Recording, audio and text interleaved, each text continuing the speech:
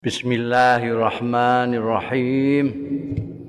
Qala al-muallif rahimahullah wa nafa'ana bihi wa bi ulumihi fid dharain amin.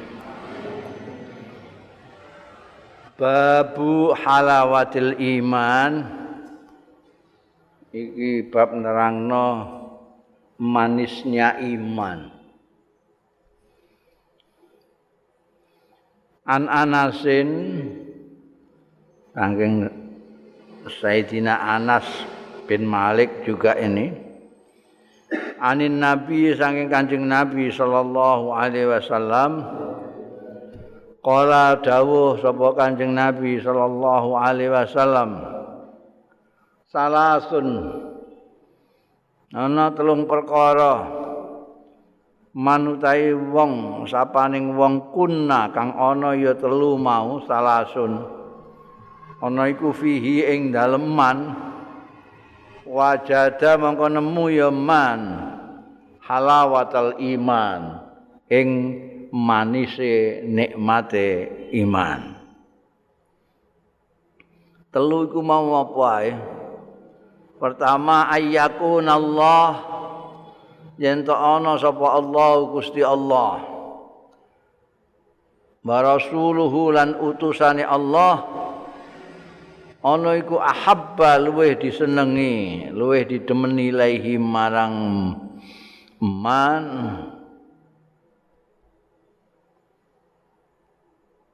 mimma tinimbangane barang siwahu makang liyane Allah lan utusane Allah. Loro wa ayyuhibbal mar'u lan yen to ayyuhibba yen to demen sapa man al mar'a ing wong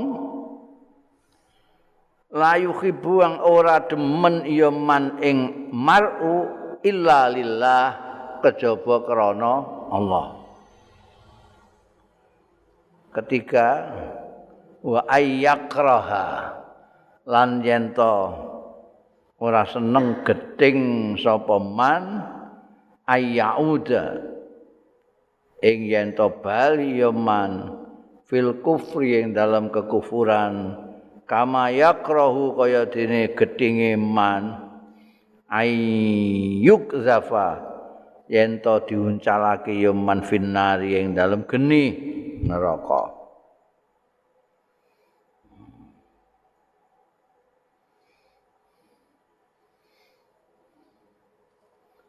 Iki sing hadis tentang halawatul iman ini sing diriwayatno rumbere saka sahabat Anas bin Malik.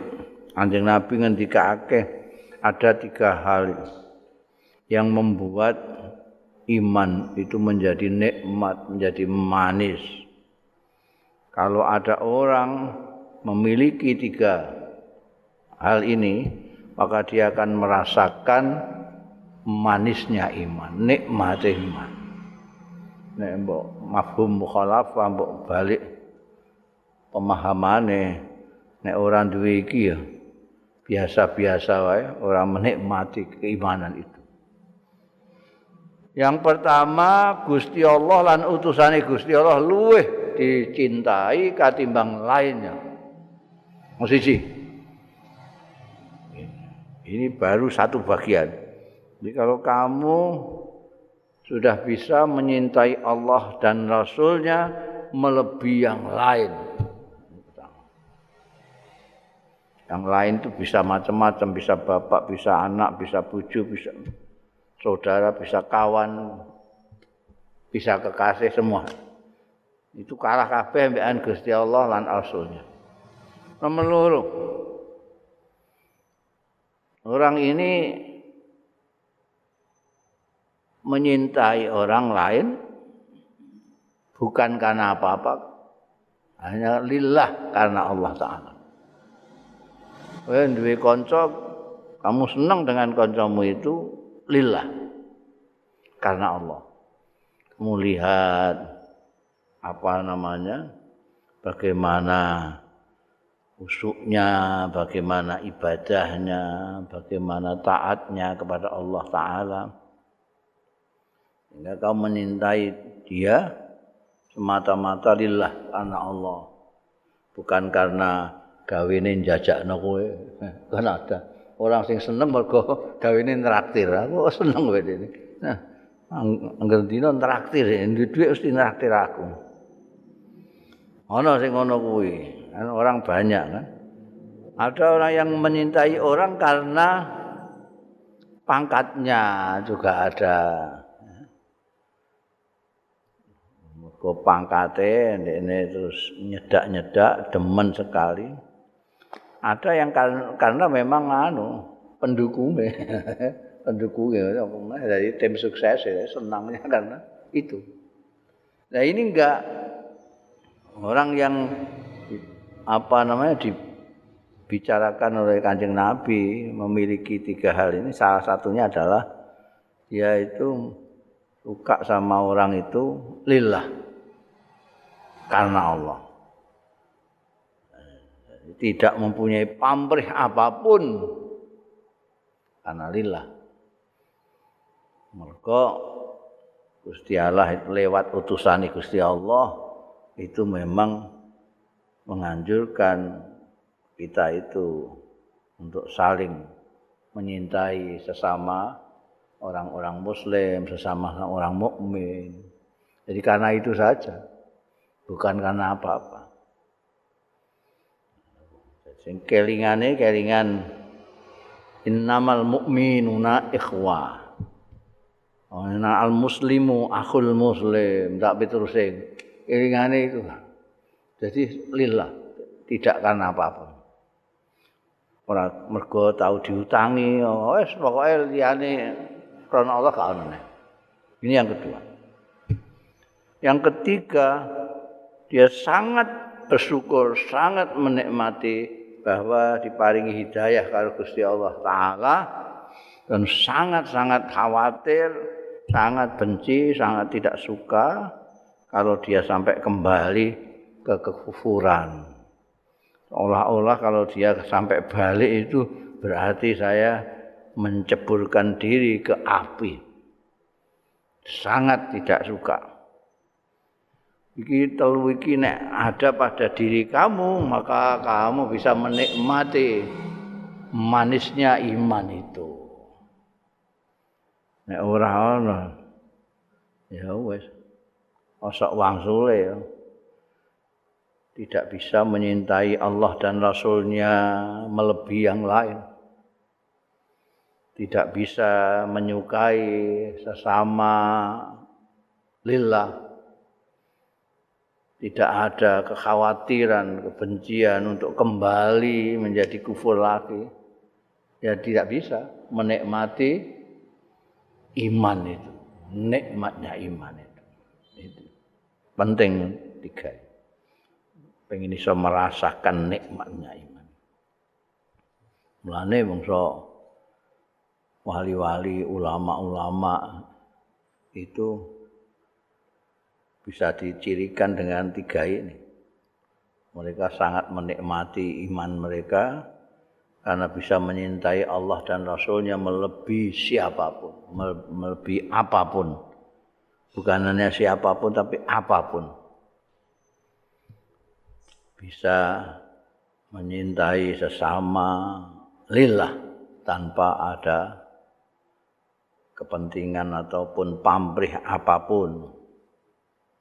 Sama sekali ketakutan sekali kalau bisa kembali. Makanya dungane selalu kalau sholat selalu membaca ya muqallibal qulub sabbit qalbi ala dinika, terus ya muqallibal qulub sabbit qalbi ala dinika. Waca-waca mergo dia sangat tidak suka kalau sampai balik.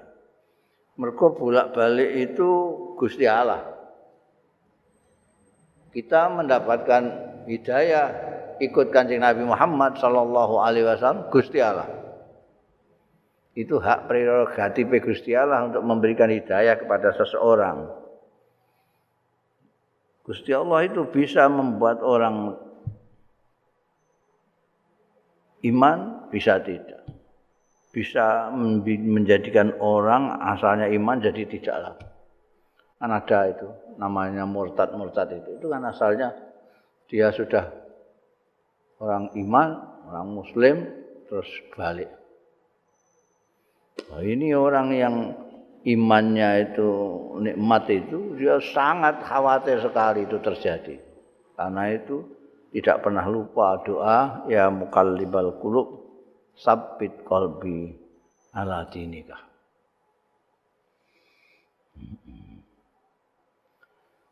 Babu mubaya'atihi sallallahu alaihi wasallam li ashabihi. Iki bab pembeatane Kanjeng Rasul sallallahu alaihi wasallam li ashabihi maring sahabat-sahabate Kanjeng Nabi. Benere sahabat-sahabat itu ashab Rasul itu boleh dikata adalah murid-muridnya Rasulullah. Dengan istilah ashab atau sahib itu menunjukkan tawadu'e Kanjeng Rasul sallallahu alaihi wasallam. Dengan muridnya tidak mengatakan guru dan murid, tapi dengan ashab, kawan.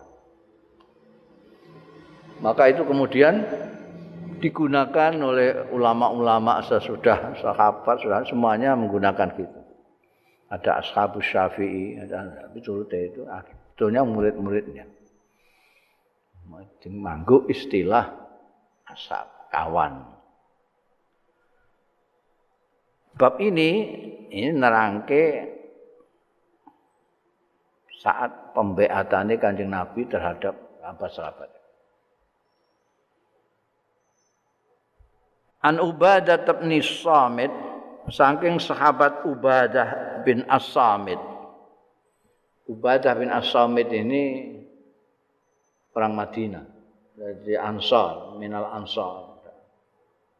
Di Madinah itu Kanjeng Nabi Muhammad sallallahu alaihi wasallam bersama-sama kaum muslimin terdiri dari yang muslimin sing mukminin. Muslimin yang mukminin ini ada dua. Ada yang berasal dari Mekah disebut Muhajirin dan yang asli Madinah disebut Ansar. Yang ketiga muslimin yang munafikin. Mergo aku wis bolak-balik nerangno nek wong iku ana sing kafir, ana sing Islam. Sing kafir iki ana loro. Kafir asli, enggak percaya. Ana sing percaya tapi nyekutokno karo yang lain. Ana musyrik istilahnya. Sing muslim ya ana loro. Muslim sing jaba jero disebut mukmin. Muslim sing jaba tok disebut munafik. Jadi mulane nek muslim kosok wangsule karo kafir. Nek mukmin kosok wangsule munafik. Jadi wong munafik itu muslim sing jaba tok. Mulane kaya wong sing jenenge Musailamah, sapa jenenge Abdullah bin Ubay bin Salul itu ya ning masjid bergaul mek Kanjeng Nabi bareng. Orang lain mengatakan dia muslim. Karena memang lahirnya muslim. Termasuk yang dari muslim mukmin dari Madinah itu Ubadah bin Samit. Ini seorang sahabat besar, termasuk minal awail dan pelindungnya Kanjeng Nabi Muhammad sallallahu alaihi wasallam. Ya, termasuk pimpinan delegasi orang-orang Madinah ketika bertemu dengan Kanjeng Rasul sallallahu alaihi wasallam. Ini yang sumber hadis ke-11 ini. An Ubadah bin Samit, saking sahabat Ubadah bin Samit radhiyallahu anhu. Wa kana lan ana sapa Ubadah bin Samit ini iku syahida Badron.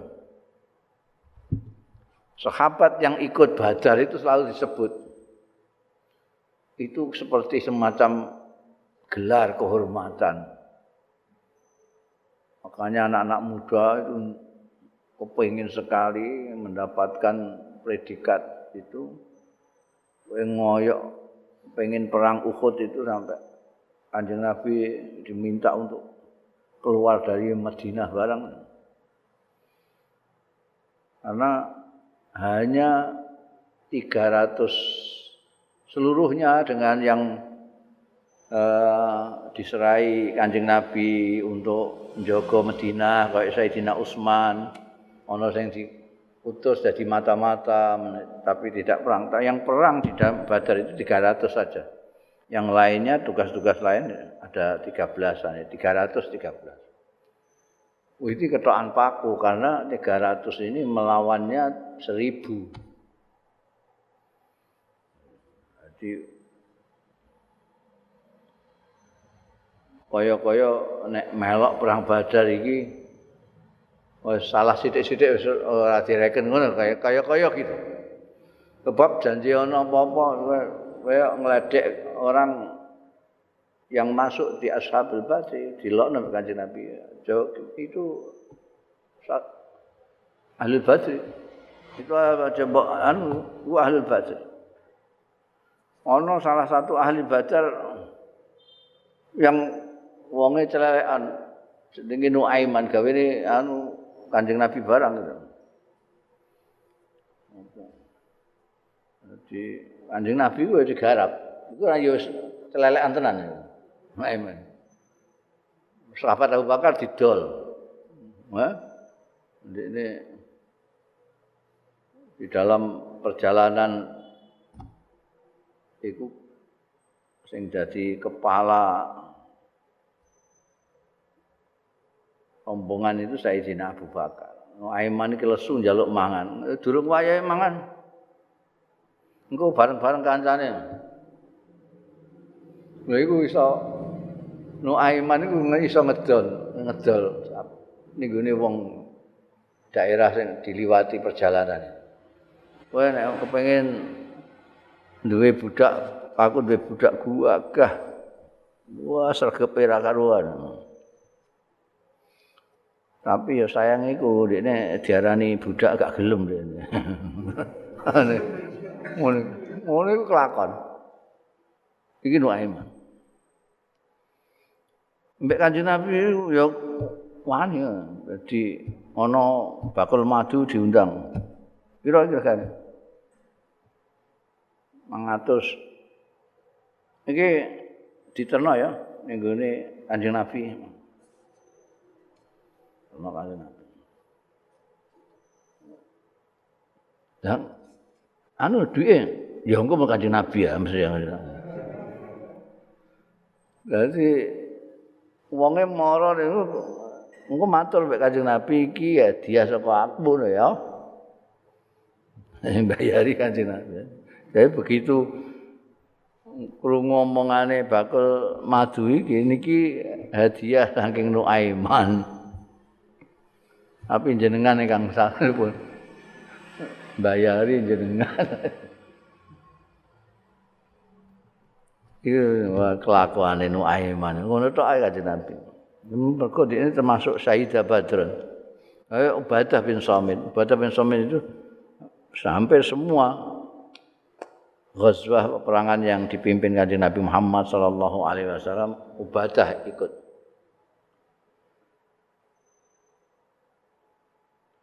Wa huwa utawi Ubadah bin As-Samit di samping dia termasuk Ashabul Badri, dia itu ahadun nuqaba. Salah satu pimpinan delegasi. Jadi mbiyen apa iku nek manani nuqaba iku jamaah nakib iku kami tua yang nuwani di dalam rombongan itu.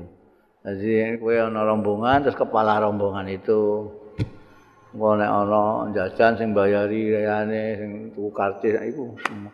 Itu namanya akib. Nah, pada waktu itu ditunjuk banyak nakib jadi nukoba. Salah satunya Ubadah bin As-Samit ini. Kapan itu? Lailatul Aqabah. Ana ing bengi Aqabah.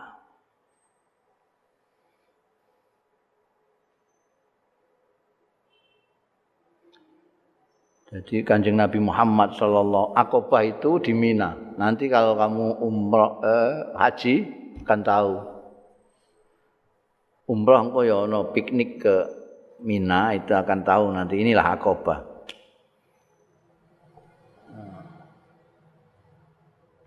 Biyen Kanjeng Nabi Muhammad sallallahu alaihi wasallam itu mengajak familinya sendiri, keluarga orang-orang Mekah sendiri itu mendapat penolakan yang luar biasa. Bahkan sampai menyakiti fisik segala macam terhadap Kanjeng Rasul sallallahu alaihi wasallam. Jadi akhirnya Kanjeng Nabi itu karena semangat perjuangannya untuk menyampaikan risalahnya Allah Ta'ala. Jadi setiap musim haji. Jadi musim haji itu jangan kamu kira hanya setelah Kanjeng Nabi diutus. Sebelum Kanjeng Nabi diutus, sejak mulai Nabi Ibrahim sudah ada tradisi setiap tahun orang dari mana-mana datang ke Mekah itu. Sadurunge wis ngono. Ya ana sing tawaf, tapi menurut istilah kita menurut apa jenenge ijtihad. Jadi dalam tanda kutip tawafe menurut ijtihad masing-masing daerah. Ana sing tawafe mbek nyanyi-nyanyi, ana sing tawafe mbek keplok-keplok, bahkan ana sing tawafe nganggo uda. Oh ya, ana tawaf itu. Sa'i juga ada. Terus kumpul-kumpul tengok-tengok wukuf itu dinggo guk-gukan maca syair, guk-gukan pamer pedang, pamer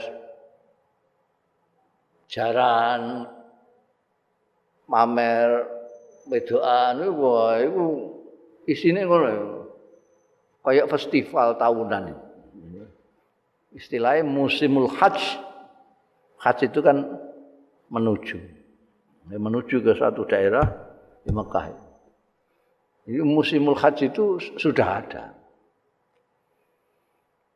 Jadi sama sekali tidak dihilangkan ketika Kanjeng Nabi datang, tradisi itu tetap dilaksanakan, cuma diperbaiki yang tidak benar-benar disesuaikan dengan dulu ketika Nabi Ibrahim mensyariatkan itu. Sekarang seperti tawaf yang sekarang ini, sa'i seperti yang sekarang ini. Meskipun itu nek mbok akal-akal ya tetap iku ngibadah kok ngono iku piye. Pemenek sing nyawat-nyawat itu kan. Mulane nganti ana iku kok ana nyawat-nyawat iku terus dimaknani dhewe. Nyawat setan. Lah nek kena ndase kancamu kan kancamu dianggap setan. Itu sebetulnya ya itu memang tradisi yang sudah berjalan. Nah itu delegasi dari mana-mana itu Kanjeng Nabi itu setelah kaumnya sendiri kayak begitu, maka beliau berusaha delegasi-delegasi yang datang ini. Nah, istilahnya saiki jamaah dari mana-mana itu didatangi. Kebetulan ana jamaah saka Madinah. Orang Madinah itu punya keistimewaan ramah-ramah orangnya dan sudah tahu dunia. Kenapa? Karena dia bertetangga di situ dengan orang-orang Yahudi dan Nasrani. Kalau di Mekah sama sekali, Mekah itu primitif banget. Ini ngerti nek brahala tok titik. Ada satu yang ngerti gitu, Sayyidatina Khadijah Al-Kubra. Itu pun karena sepupunya Waraqah itu orang Nasrani. Beliau belajar dari sana. Liyane wis primitif itu. Nah, Madinah itu karena dia sering bergaul dengan orang Yahudi, omongannya Yahudi tentang Tuhan, tentang kitabnya Nabi Musa, kitabnya Nabi Isa. Itu jadi orang-orang Arab Madinah itu lebih punya wawasan ketimbangannya orang Mekah. Jadi ketika ketemu Kanjeng Nabi Muhammad sallallahu alaihi wasallam, ini dari mana? Dari Madinah. Rombongan dari Madinah. Gimana kalau kita ngopi-ngopi dulu, ngobrol-ngobrol? Mau, mereka orang-orangnya ramah. Ya, ngobrol-ngobrol terus diberitahu kalau Kanjeng Nabi Muhammad sallallahu alaihi wasallam dijak nyembah Gusti Allah taala. Aku iki utusane Gusti Allah. Nek gelem awakmu tak jak nyembah Gusti Allah. Mereka langsung teringat omongane tonggo-tonggone sing Yahudi dan Nasrani itu yang gawine ngancam mereka, awas engko nabi akhir zaman temeka. Kowe tak lawan ambek nabiku yo, nabi anyar iku mesti kowe kalah. Gawine dienggo ngancam ngono. Wong Arab Madinah iku, wong Khazraj, wong Aus itu sering diancam mbek wong Yahudi begitu. Nah iku Kanjeng Nabi ngono langsung kelingan lho. Ki aja sing diomong-omongno karo wong Yahudi. Sing dienggo ngancam awake dhewe. Melok iki ae. Disiki wong Yahudi. Ben kapok ngono. Iki asal-asale ngono. Wah terus gelem ora Kanjeng Nabi. Balik kondo-kondo mek wong Madinah. Nanti musim haji belakangan tambah akeh sing mara. Ayo ana sing memang ditentukan wis saiki iku rombongan mung pirang-pirang. Iku sampai orang-orang sing mulai percaya iku ngenteni turune sing liya. Liya-liyane do turu terus bisik-bisik. Ayo ning Aqabah untuk menemui Kanjeng Nabi Muhammad sallallahu alaihi wasallam. Kanjeng Nabi janjeni nek ketemu kok ning ngene Aqabah. Aqabah iku ning Mina.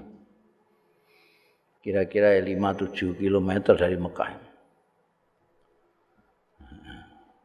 Nek kaji cah nom-nom mlaku gak. Sebentar aja. Banganin Pak bis saiki wah ngremet bis iku. Terus sampai ke Aqabah.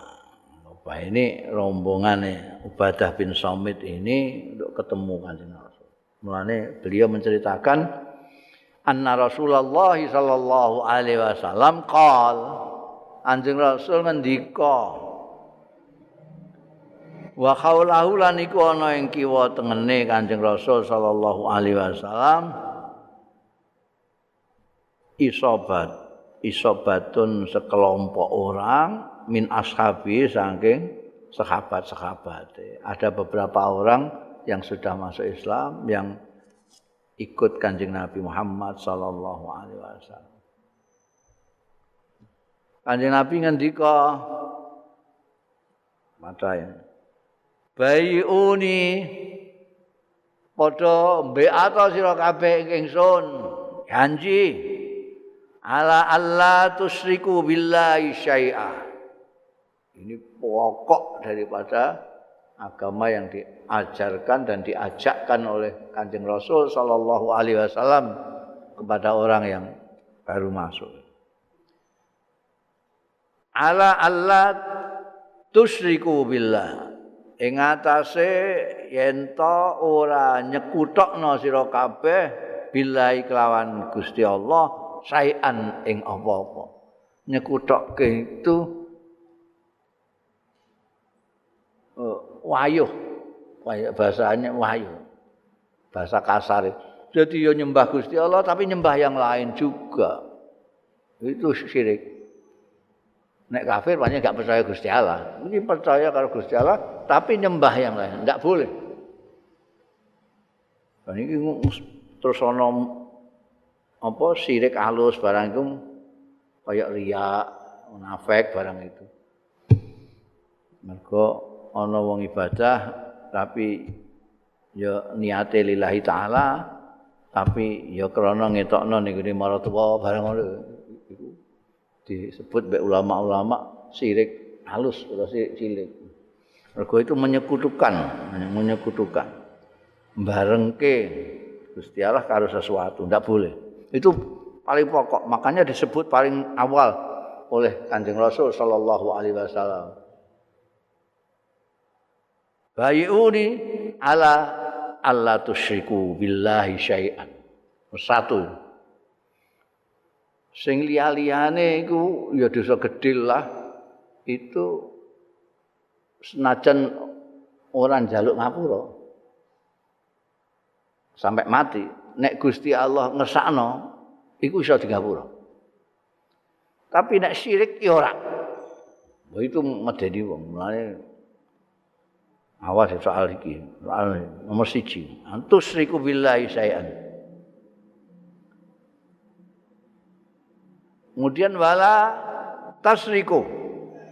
Aja nyolong sira kabeh. Nyolong ku ya termasuk sing paling gedhe ku korupsi ku. Iku dosa gedhe ku. Aja cengengesan nek ketangkep KPK. Iku dosa gedhe. Bareng nembekan syirik terus nyolong. Wala taznu ana aja zina gedhe kabeh. Wala taqtulu auladakum lan aja mateni sira kabeh auladakum. Ini sekarang kalau didengarkan sekarang kok aneh itu. Larangan kok ndak boleh mateni anak. Kalau sekarang rada aneh, tapi dulu ndak aneh karena biasa. Wong Arab itu nekek anaknya biasa. Terutama kalau anaknya wedok. Mergo wedok itu hitungan mereka ndak bisa diajak perang. Gak iso dijak perang, padahal mereka penggaweannya antara lain perang itu. Mereka memperebutkan oase, tempat yang ada airnya. Ini duduki, ini kok cari tempat yang ada airnya, nyerang sini. Mereka kan nggak punya rumah, adanya kemah-kemah.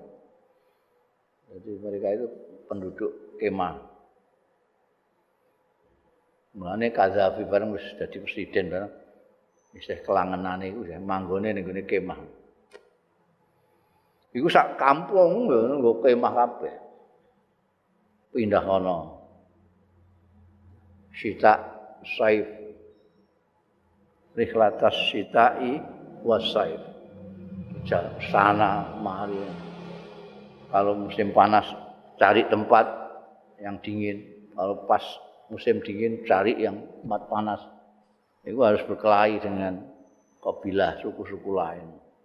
Nah, nek perang terus nggo wedok-wedok menurut mereka itu wah itu ngeran-ngeran tok ae. Ngono. Nah. Ini dipateni. Ana istilah al-wat'u itu mendem urip-uripan anak wedok. Mulane di stressing di sini oleh Kanjeng Nabi wala taqtulu auladakum wala ta'tu bibuhtanin lan aja nekakno sira kabeh bibuhtanin kelawan gegoroan. Buhtan itu saiki ana makna sing paling pas yaiku hak buhtan itu kowe gawe-gawe cerita sing sebetulnya ndak ada itu karanganmu atau karangan orang lain kamu nyiar-nyiarkan kan hak itu. Ora ana apa-apa kowe gawe cerita. Kowe iki si fulan ngene. Masa iki bar zaman modern buhtannya itu lebih nemen mergo ana gambare barang, ana memene barang. Wong aku tahu digawe ora trimo meme ana gambare ana suarane. pidatoku separo dijikuk, pintere mungkin gawe botan saiki. Fotoku sing diding-diding ini ambek nyengeni.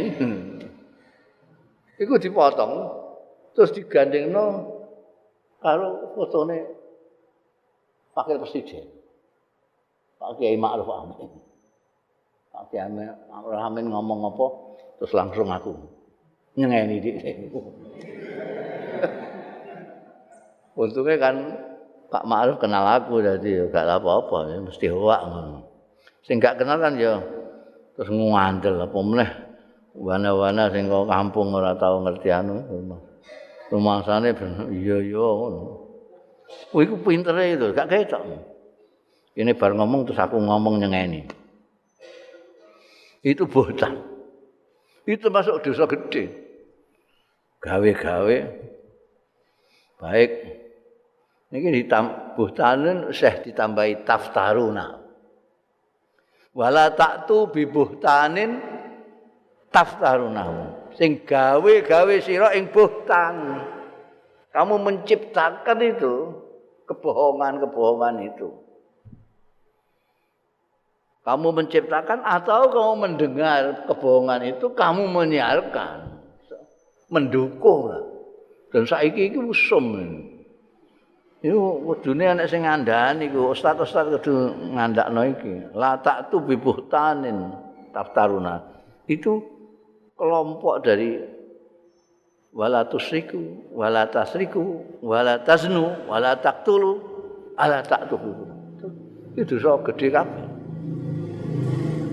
Baina aidikum wa arjulikum, antarane sikik tangan-tangan ira kabeh wa arjulikum di hadapan kalian semua. Bikin-bikin mbok siarno, mbok kandak-kandakno wong, nek jaman biyen kandak-kandakno wong. Ini ana ngene-ngene. Saiki dilebokno ning gone medsos. Di-upload, diunggah ning gone kowe gawe-gawe ana sing nemen buhtane itu sampai taftarunahu enggak mbok kae foto-foto. Nah, foto itu kan iso diedit macam-macam itu, diedit. Sirahe sapa, mbok kae sirahe sapa, wong awake apa mbok kaya awakmu ngono iku fotomu bisa mbok copot sirahmu, mbok ganti sirahe Jokowi iso. Saiki jenenge Photoshop itu. Itu gampang iku aku wae iso. Aku sing kiai pesantren ae iso nggawe Photoshop ngono. Jadi iku saiki iki buhtan iku tambah canggih. Tambah canggih. Nah iki ora tau disinggung-singgung mbek ustaz-ustaz itu. Ini termasuk dosa gede. Wala ta'su fi ma'rufin, lan ora durakani ing dalem ma'ruf. Ma'ruf itu suatu kebaikan yang jelas yang disampaikan oleh syariat. Jadi kamu kenal bahwa itu baik karena kamu dari agama, dari Islam. Kamu tahu itu baik. Silaturahmi itu agama menganjurkan. Baik dengan tetangga, agama menganjurkan. Itu ma'ruf. Sesuatu yang diketahui, dikenal dari syariat. Itu kamu tentang, kamu tolak, wah itu dosa gede.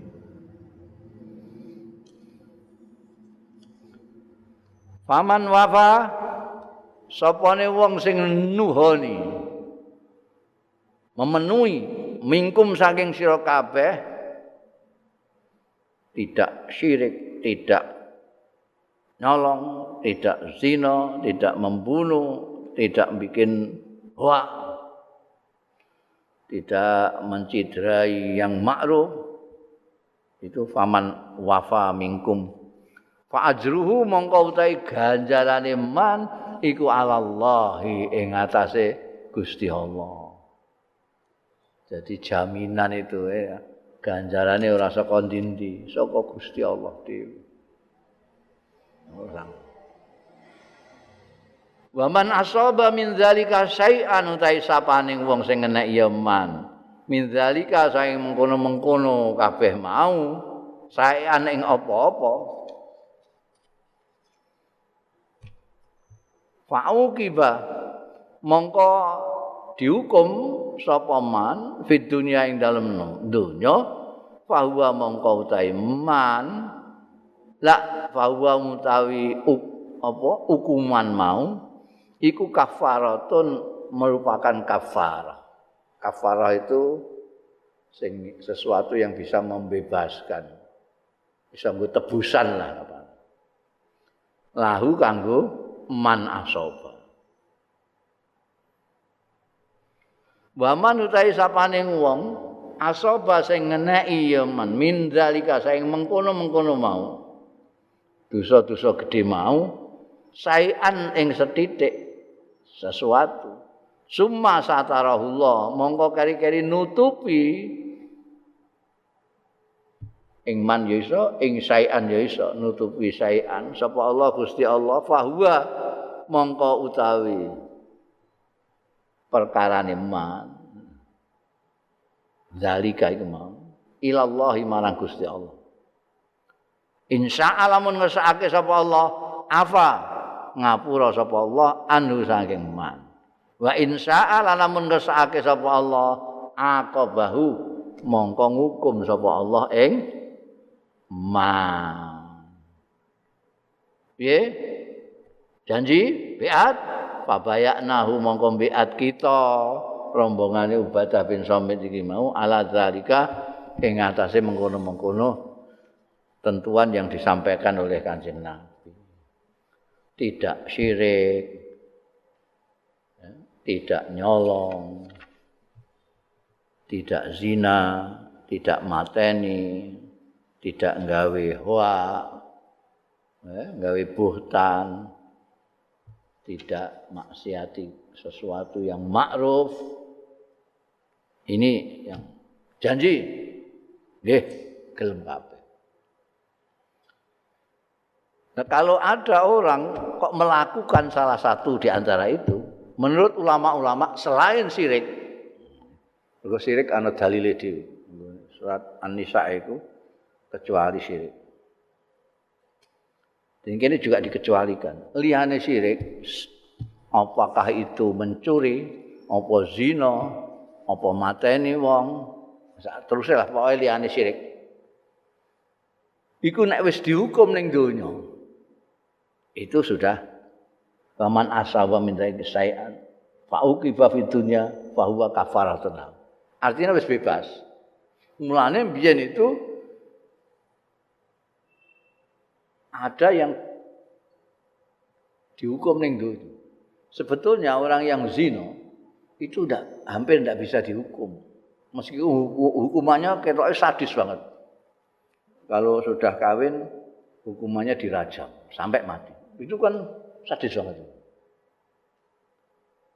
Orang yang zina muhsan itu hukumannya disawati wong pirang-pirang sampai mati. Itu kan sadis. Makanya dikecam. Terutama dari dunia-dunia barat itu ngecam itu hukuman kok kejeme kok ngono.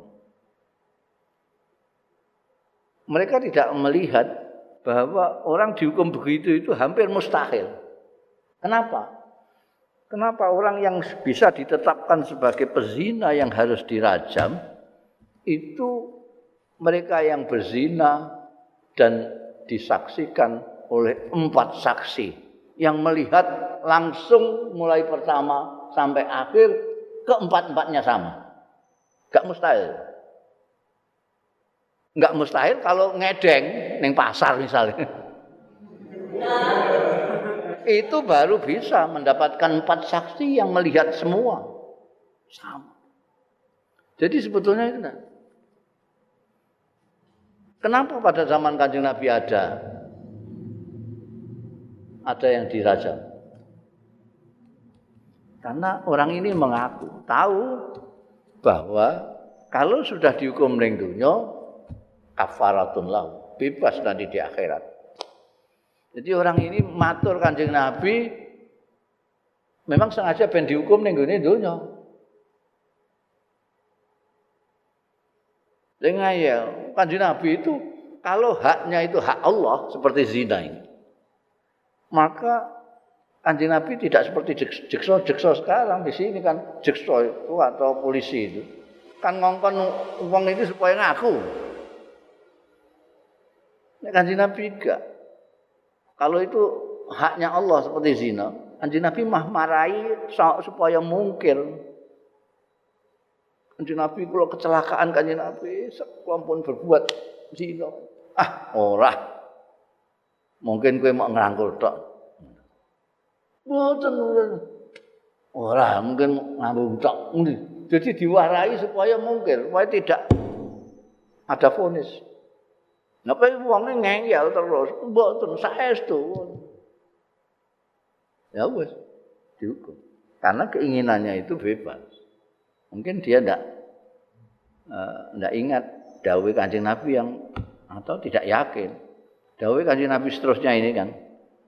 Wa man asaba min dzalika syai'an, kalau ada yang terkena satu di antara zina, nyolong sak piturute, kecuali syirik ya. Dan ditutupi oleh Gusti Allah.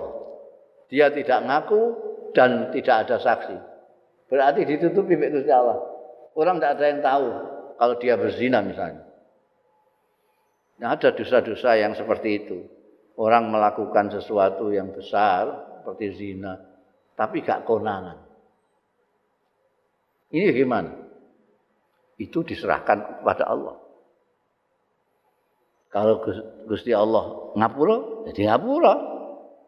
Insya'a afa wa insya'a aqaba. Diserahkan. Makanya Kanjeng Nabi Muhammad sallallahu alaihi wasallam selalu ingin kalau yang haknya Gusti Allah itu berserahna Gusti Allah. Orang yang ngaku ini dikandani wis sah. Diwarai engkar supaya apa? Supaya sing nentukan Gusti Allah. Tidak hakim dunya dalam hal ini kan Kanjeng Nabi Muhammad sallallahu alaihi wasallam. Sebab kalau diserahkan ke Gusti Allah, itu bisa saja Gusti Allah itu ngampuni. Dan itu bukan hanya bisa saja, kemungkinan besar. Kenapa? Mergo Kanjeng Nabi Raufur Rahim, Ghafurur Rahim. Makanya termasuk dosa gede orang yang ditutupi mbek Gusti Allah terus dibuka-buka. Wis ditutupi Gusti Allah, mbok andar-andaran nek wong iku wae dosa gede. Karena itu kalau ditutupi ning Gusti Allah, nanti Gusti Allah yang menentukan. Tapi wong jenenge wong ya gak maido karo mereka yang ngaku-ngaku mbek Kanjeng Nabi supaya dihukum ning dunya. Karena dia mau yakin. Tidak masih tanya-tanya Gusti Allah, "Engko ngapura ta ora ya? Ngapura ya. Nek gak di ngapura payah aku." Isih ngono. Dia kepengin yakin di ngapura. Karena itu dia ingin dihukum ning dunya. Sebab jelas ning kene. Aman asaba min dzalika syai'an fa'uqiba fid dunya fa huwa kafaratun. Kalau sudah dihukum ning dunya sudah jelas. Nanti tidak akan dihukum lagi oleh Allah Ta'ala. Ya. Beberapa orang termasuk yang dipimpin oleh Ubadah bin As-Samit menyatakan fabaya'an ala zalik. Mereka pulang ke Madinah itu sudah nyekeli ini ketentuan ini. Mereka sama sekali tidak mau syirik, tidak mau zina, tidak mau nyolong, tidak mau segala macam itu. Karena sudah janji biat di hadapan Kanjeng Rasul sallallahu alaihi wasallam. Babun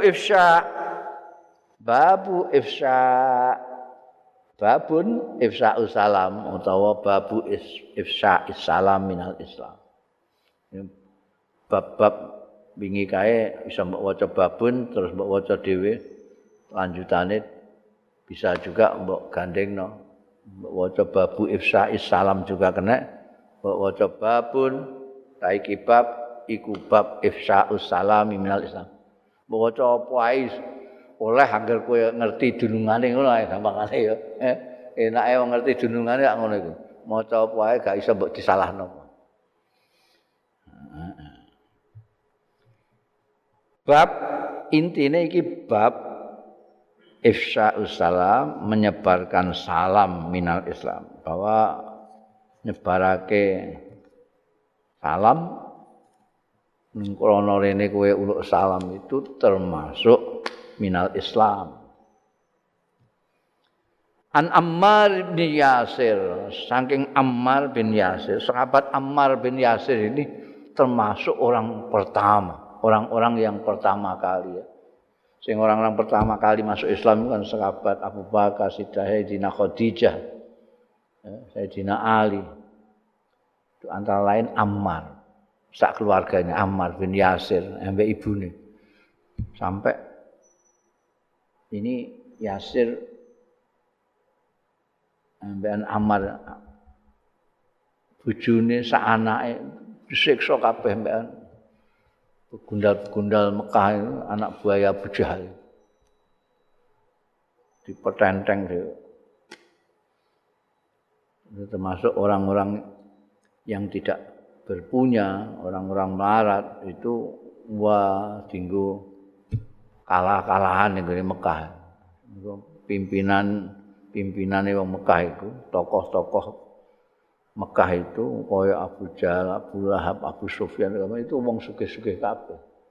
Wis melarat budak-budak bareng wis dienggo bal-balan tok.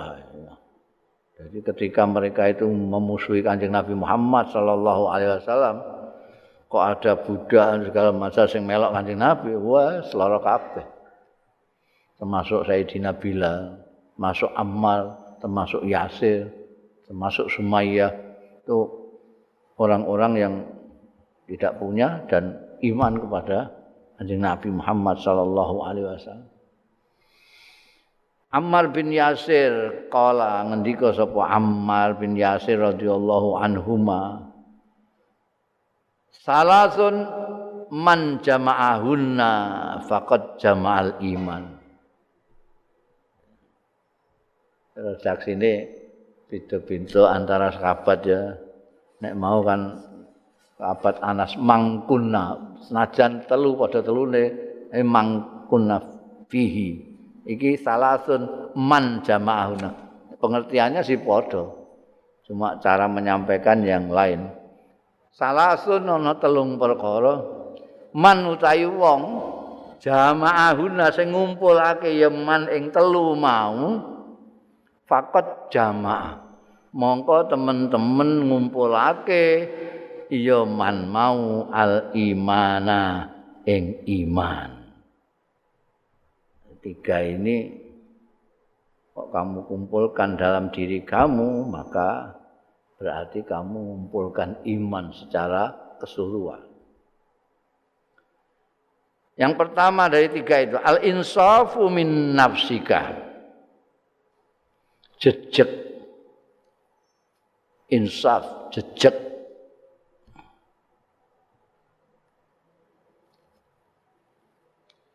min nafsika saking awak dhewe.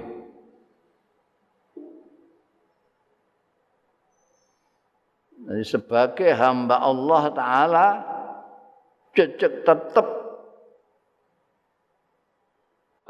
konsisten. Kalau bahasa saiki ini konsisten. Apa yang diperintah Gusti Allah yang mau lakoni, sing dilarang Gusti Allah mbok do itu cuwecek ngono terus. Ini insaf min nafsi. Tegak terus konsisten menjalankan apa yang menjadi kewajibannya. Wa badrus salami lil alam, dan menyampaikan salam lil alami marang alam orang banyak.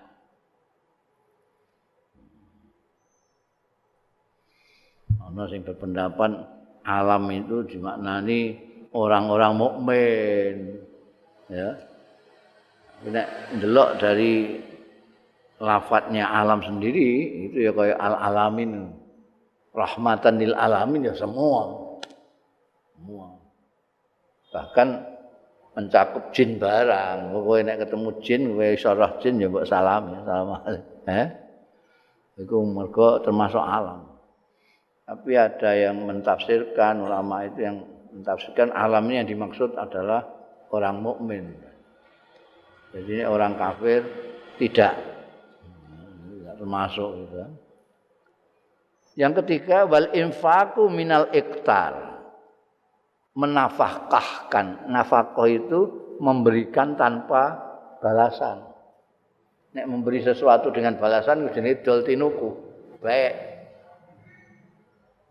Itu kalau nafkah itu memberikan sesuatu tanpa imbalan. Imbalan ya kok Gusti Allah, ganjaran itu. Dari yang bersangkutan tidak ada. Al-infaq memberikan nafkah minal iktar, saking kebutuhan. Jadi kamu sendiri itu butuh. Tapi kamu memberikannya kepada kawanmu itu luar biasa. Makanya tiga ini istimewa semua. Insaf minan nafsik ini konsisten itu juga angel.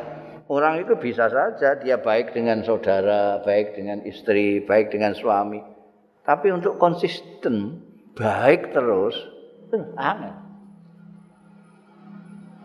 Membayang itu mudah, yang angel itu konsisten.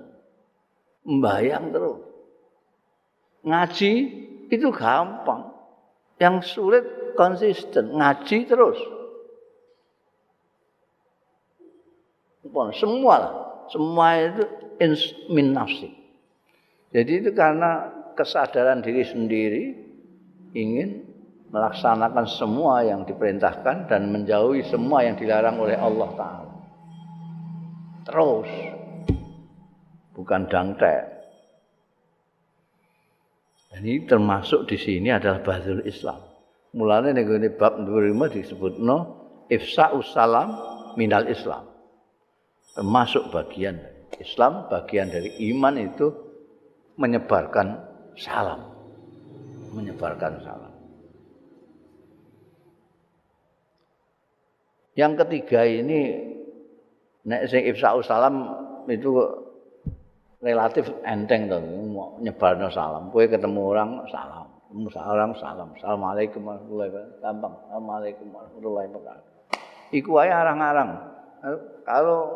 Kalau enggak kan sudah viral. Kan mesti rame ning gone kehidupan bermasyarakat iki. Salam. Ini nyatane enggak.